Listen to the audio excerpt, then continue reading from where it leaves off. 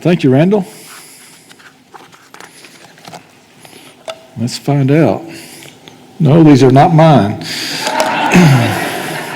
That's for sure. So I want to be a little bit transparent this morning. A couple months ago, Lisa and I got into a disagreement. And it was getting a little bit disagreeable. So I said, babe, we have to come to a compromise. And she had this wonderful idea. Great idea. She says, Randy, I'll say I'm wrong if you'll say I'm right. So she says, Randy, I'm so sorry I was wrong. So I said, you're right. That did not solve things. So we've been in this series talking about dealing with difficult people. And I won't share any more about that. But the thing that makes it so hard with dealing with difficult people is that if you're going to do it correctly, if you're going to do it the way that God wants us to do it, there has to be love involved. And whether we like it or not, we are in a culture right now. Culture gets it so wrong when it comes to love. Because Christianity is not about loving, not about knowing a lot, it's about loving well. And I've been encouraging you over the past year to measure your spiritual maturity relationally. Measure your spiritual maturity by how well you love and pursue a relationship with God and how well you love and pursue a relationship with the people who you like and the people who you don't like. In fact, a good way to understand, let's get a grasp on how far away we've gotten away from that. There's a little verse in 1 Corinthians 13, verse 7 that says, love believes all things. We completely lost sight of that. In other words, if you're not sure of a person's motivation, you always take the most positive. If there are two ways you can interpret something that's being said or done, you always take the best way. Love does not jump to conclusions. Love believes all things. And you say, well, what if I get burned? But love would rather endure that than to cause harm on someone else by believing the worst or assuming the worst. In other words, love would rather be hurt. If there's a choice and love's going to make a mistake, it will be that love's too much. In every relationship, there's always a gap between expectations and behavior. You said you'd never do that again, and you did that again. You said you'd be there at 3 o'clock. It's 3:30. Whenever there's a gap between expectations and behavior, here's the question. Do you assume the worst or do you believe the best? If you believe the best, I'm sure there's some reason why she didn't show up. Maybe traffic was bad. She has some reason why she didn't show up on time. If you assume the worst, she doesn't care about people. All she cares about herself. She's probably just talking on the phone. If you believe the best, there's probably a good reason why he overlooked that part of the budget. He's got a lot of things going on at work. He's probably distracted. But if you assume the worst, he never was good with money. Never has been. Come from a family that's not good with money. So, whenever you rub up against that gap between expectations and behavior, what do? Do you assume the worst or do you believe the best? Well, what we're told is that love believes the best. Inouye was the first congressman from Hawaii. Not only the first congressman, he was the first Japanese American in Congress. And when he was sworn in by the Speaker of the House said, raise your right hand. He raised his left hand. A journalist saw that, picked up on it, wrote a scathing article about that appeared the next day. This Japanese American didn't even know his right hand from his left. What he didn't know is that Inouye was part of a company that was attacking a German machine gun nest in World War II. He took a bullet that went through his stomach, came out his back. He started throwing grenades with his right hand, then a German grenade exploded and shattered his right arm. So then he started throwing a grenade with his left hand, and then he got hit in his leg, sent him back down the hill. The reason he didn't raise his right arm is that he didn't have a right arm to raise. It's a shame when we think all there is to a situation is what we can see. We're in a culture right now where conflict is going on exponentially. It's going on everywhere. And most conflict is due to misunderstandings. And most misunderstandings come because we assume the worst. Let's look at a scripture here in Samuel.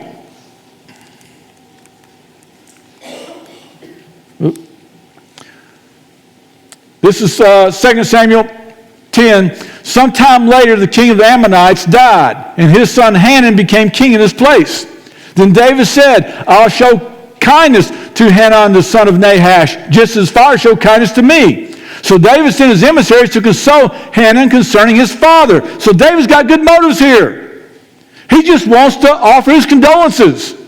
However, when they arrived in the land of the Ammonites, the Ammonite leader said to Hanun, their lord, just because David has sent men with condolences for you, do you really believe he's showing respect for your father?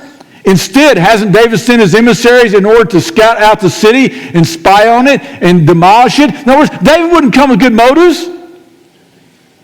They didn't believe the best. They assumed the worst. So Hanun took David's emissaries, shaved off half their beards, cut off the clothes and half at the hips, and sent them away. When this was reported to David, he sent someone to meet them. Since they were deeply humiliated, the king said, stay in Jericho until your beards grow back and then return.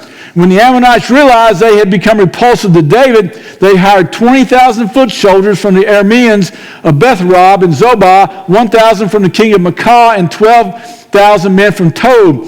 David heard about it and sent Joab and all the elite troops. Then the Ammonites marched out and lined up in battle formation at the entrance to the city gates, while the Arameans of Zobah and Rehob and the men of Tob and Maacah were in the field by themselves. So all of a sudden, you've got a battle going on.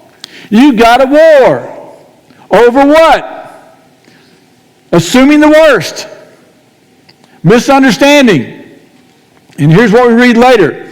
But the Arameans fled before Israel, and David killed 700 of their charioteers, 40,000 foot soldiers. He also struck down Shabak, commander of their army, who died there. Listen, misunderstandings aren't harmless. You choose to assume the worst, it's not going to turn out well. There's going to be difficulties that arise. I think my ear got smaller. It's going to happen.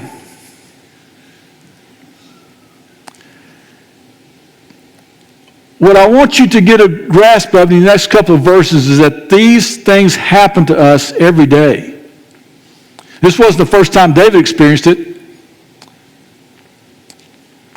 Here's what backed up verse.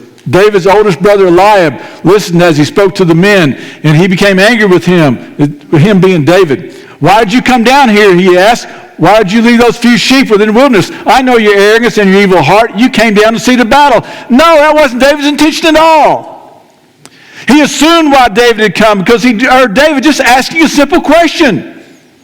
What's going to happen to the guy who kills Goliath? That's all he was doing. And what Eliab does, he assumes the worst about him. Here's talking about Paul. When 7 days were nearly over, Paul was taking a vow and fulfilling that. And so there's a time period associated with that vow. Some Jews from the province of Asia saw him in the temple, stirred up the whole crowd, seized him, talking about Paul, shouting, fellow Israelites, help! This is the man who teaches everyone everywhere against our people, our law, and this place. What's more, he also brought Greeks into the temple and has defiled this holy place. For they had previously seen Trophimus the Ephesian in the city with him, and they supposed that Paul had brought him into the temple. Paul didn't have anything to do with that. They just assumed that Paul had brought this Greek into the temple. And so where did that assumption lead? It led to an exaggeration. This man leads all men everywhere against us. He's tearing down the very basis of our culture. That wasn't what Paul was doing at all. Then I like just a few verses later, In the same story, as he's about to be brought into the barracks, Paul said to the commander, "Am I allowed to say something to you?" He replied, "You know how to speak Greek? Aren't you the Egyptian who started a revolt some time ago and led 4,000 men of the assassins into the wilderness? Do you see how this occurs? Over and over and over again. It's always going on." In John chapter 12, Mary and others are at this banquet honoring Jesus. And Mary is so overcome with gratitude because Jesus had just raised up her brother Lazarus from the dead, and because of what Jesus had done for her, that she's overcome with this sense of gratitude. It's just welled up inside of her. She has to do something. So she takes this jar of very costly perfume and breaks it open, pours it over Jesus, and over his head and over his feet. Lip service was not enough. She had to give. A part was enough. She had to give the whole thing. And the cheap was enough. She had to give the most expensive. Most of us have never known giving like that. Most of us have never known love like that. And you would think that's the end of the story. The end. Great thing. But no. Judas began to gripe and complain.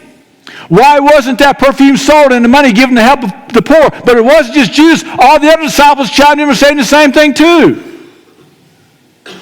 Have you ever done a good deed and have somebody question it? Question your motives about it? Have you ever done something for God out of a good motive? And all of a sudden people are sort of jumping on you because of it? Noah, they said, he's a crazy guy. Joseph, his brother, says, here comes the dreamer. The Egyptian said or the Hebrew said to Moses, are you going to kill me like you did the Egyptian? You would think, who could complain about Mary doing this for Jesus? But you probably experienced this yourself, or you probably saw other people experience it, where somebody is doing some ministry, doing their best for God, then somebody complains about it. Assume wrong motives, and they wind up leaving the church, maybe even leaving Christianity. Don't you think that when Mary was hearing all these other disciples of Jesus, the 12 disciples especially, complain about it, did she begin to second guess herself? Because this assuming the worst, this griping and complaining, it can take the edge off of any good deed. Here's what you need to know. People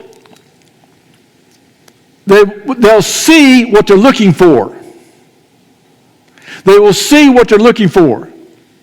So a man sent a buzzard out to go scan the landscape and see what was out there. And the buzzard flew over trees. He flew over fields of flowers and fields of corn. And he flew over rivers and some creeks, some clear little creeks flowing into the rivers. And he gets back and the man said, what'd you see? And the buzzard said, I saw a dead cow with maggots in it. Because what we see is often a reflection of what's inside of us. And when we begin to complain, when we begin to assume the worst, a lot of times that's a reflection of what's in us. Don't you think that Hanan's princes who told him, look, David's just trying to spy out the land, don't you think they would have done the same thing if the situation would have been reversed? And the reason we assume the worst so often is because it takes time and effort to understand. Here's what we read in Matthew 9. While he was reclining at the table in the house, many tax collectors and sinners came to eat with Jesus and his disciples. When the Pharisees saw this, they asked his disciples, why does your teacher eat with tax collectors and sinners? Oop. It goes fast sometimes. Let's back up. We went quick. Now when he heard this, he said, it is not those who are well who need a doctor, but those who are sick. Go and learn what this means. I desire mercy and not sacrifice, for I didn't come to call the righteous, but the sinners. So these Pharisees, they see what Jesus is doing, and they have a problem with that. But who'd they go to? Did they go to Jesus? And go, Jesus, you're eating with all these tax collectors and sinners. Help us understand. No, they went to disciples who were probably confused about this themselves.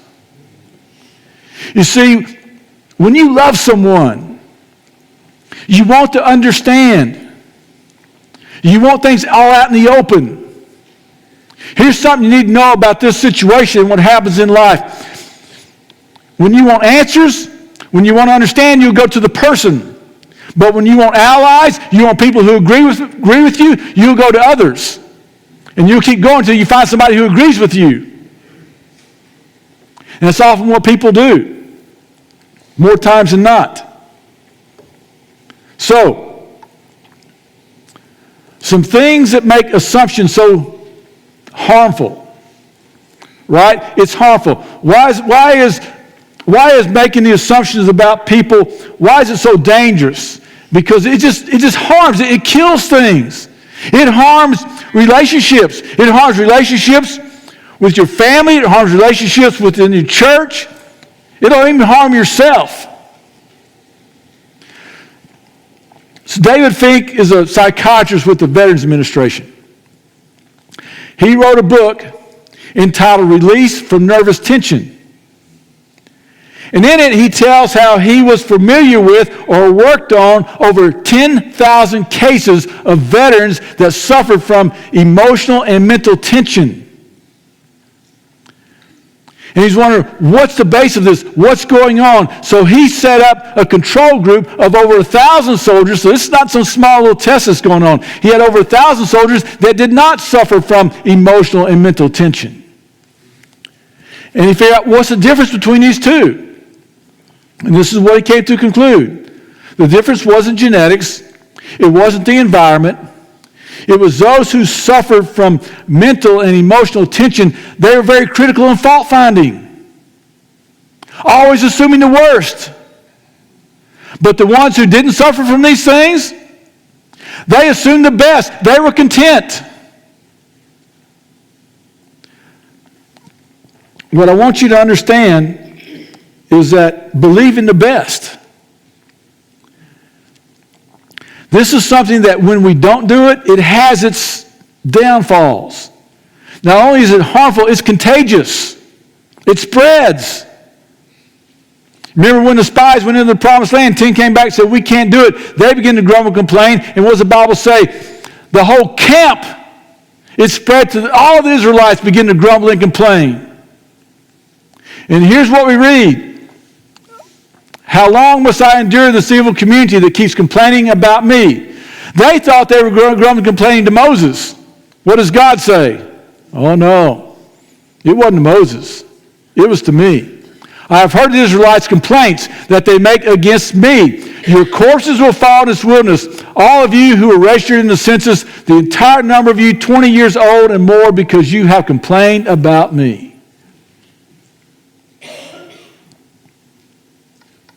You know, when people get into that mode of assuming the worst, it's hard to get out of. And God's saying, look, all they can do is just wander around for the next 40 years and die. The third thing that makes this so harmful is that it pushes people away. Nobody says, let's go over, and I would say to the Smith's house or Jones's house, but I can't say that because the Smith and Jones is here, so how about the Hovinsky's house? Because I love the way they grumble and complain, don't you? Nobody says that. But it happens all the time. When you choose to believe the best and communicate that, regardless if they have a pattern that shows that they failed in your expectations, guess what happens? They will come in your direction. People will move in your direction because people always move into the direction of acceptance. Always.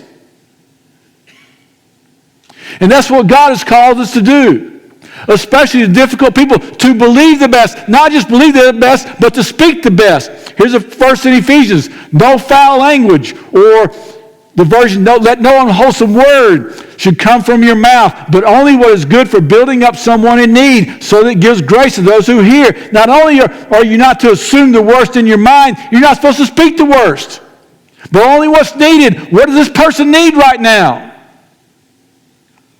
What do they need? So that leads us to where we're at in Romans. We've been going through Romans chapter 12, verses 14 through 21 for the past several weeks in learning how to deal with difficult people. We've learned, first of all, manage your mouth. You don't just return evil for evil. You don't speak an insult against them, and you don't say nothing. Instead, you give them a blessing. Next thing, be an intentional understander. Trying to understand their ups and downs, where they're at in life. When it says live in harmony with them, must means be in the same mind. So you understand how they think, and you do this with humility.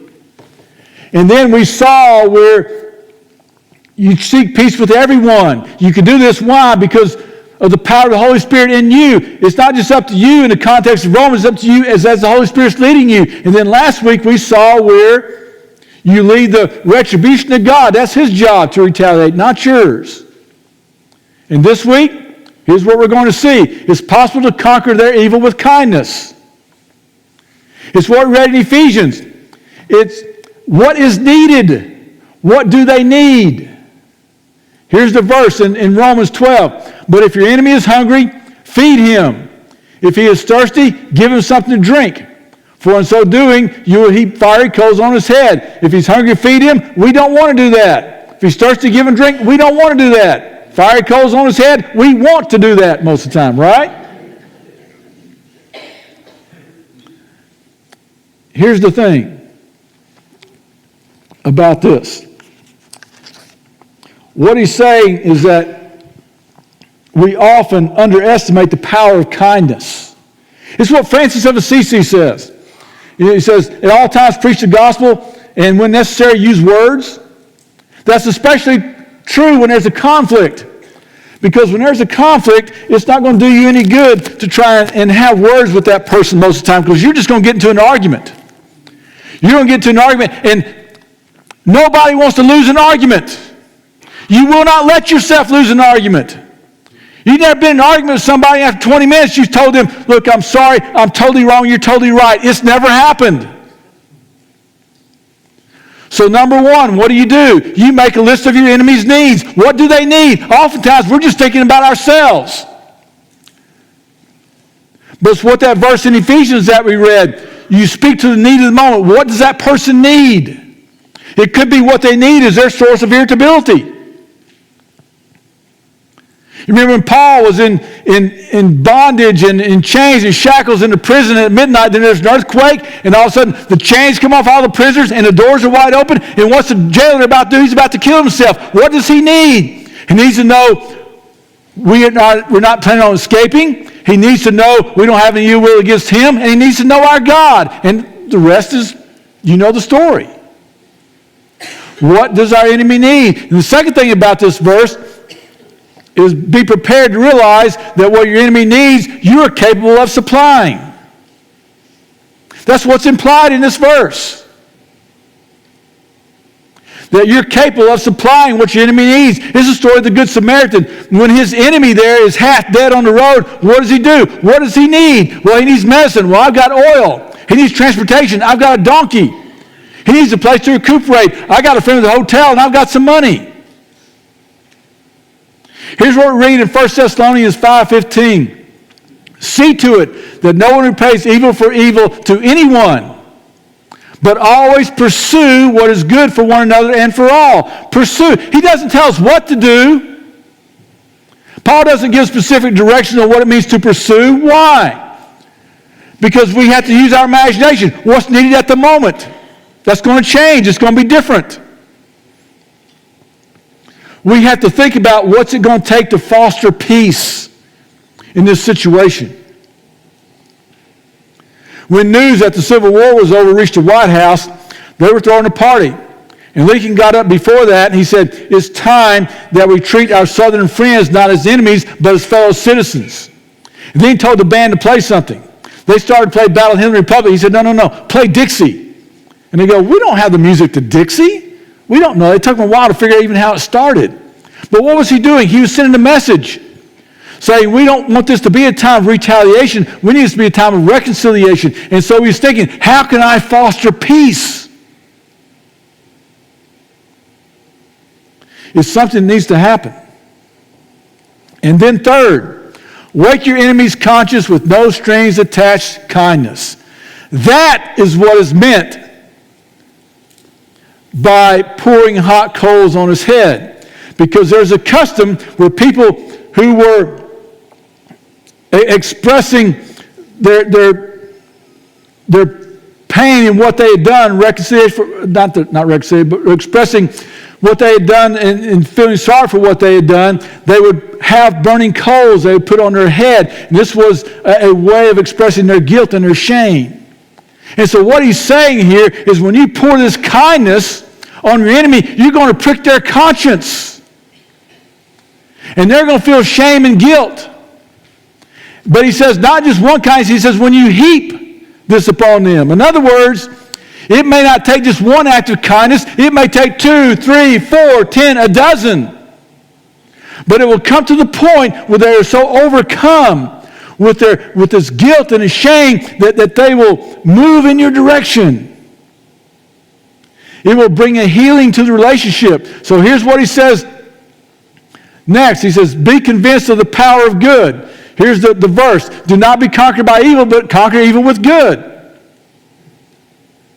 See, whenever you have an enemy, the point is not to give back what they've given you. They've given you evil and give that back to them. The point is to give them something they never tasted before, and that's the goodness of God.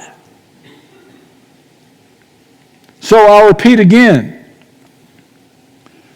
How you respond when you're insulted, when you're taken advantage of, when you're belittled is one of the most important things you can do as a Christian. Because it shows you understand the heart of God. It shows you share His heart. It shows that the gospel has an impact in your life. Ralph Waldo Emerson. He said one time that to be great is to be misunderstood. And I guess he has a point. You know, Moses, Joseph, David, Paul.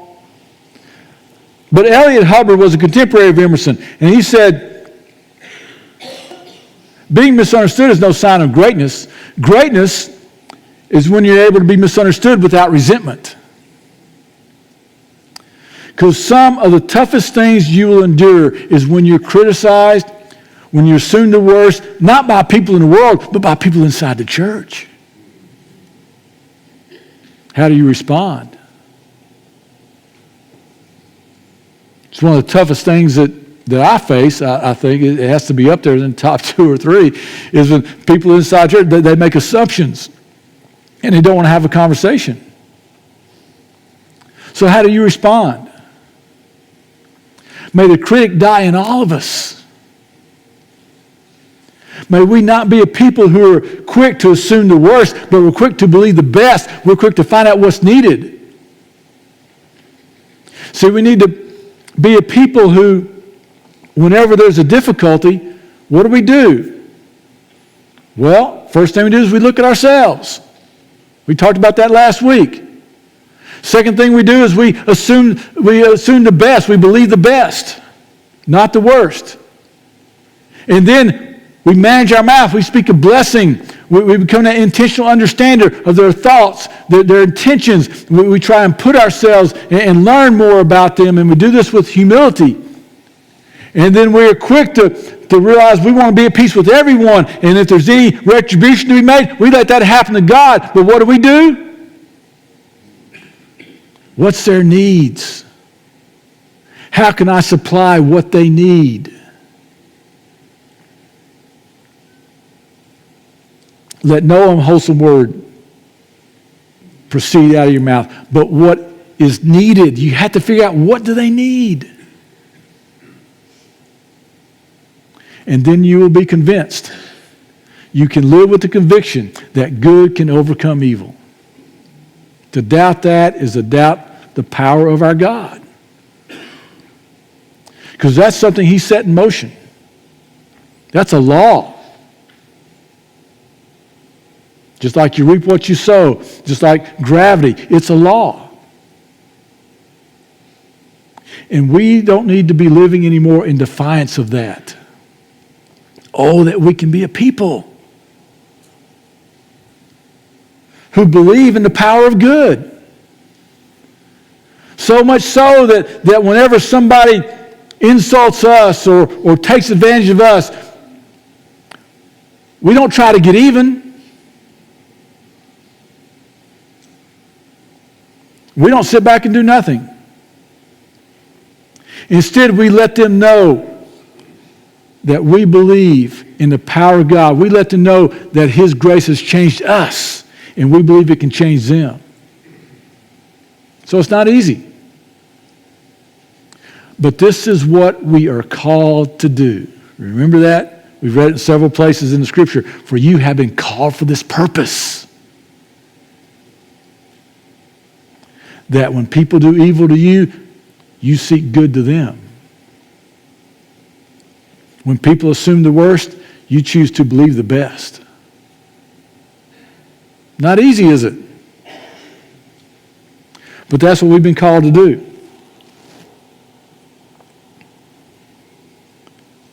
It's easy to fall into sin and try to retaliate, because that's what the world does.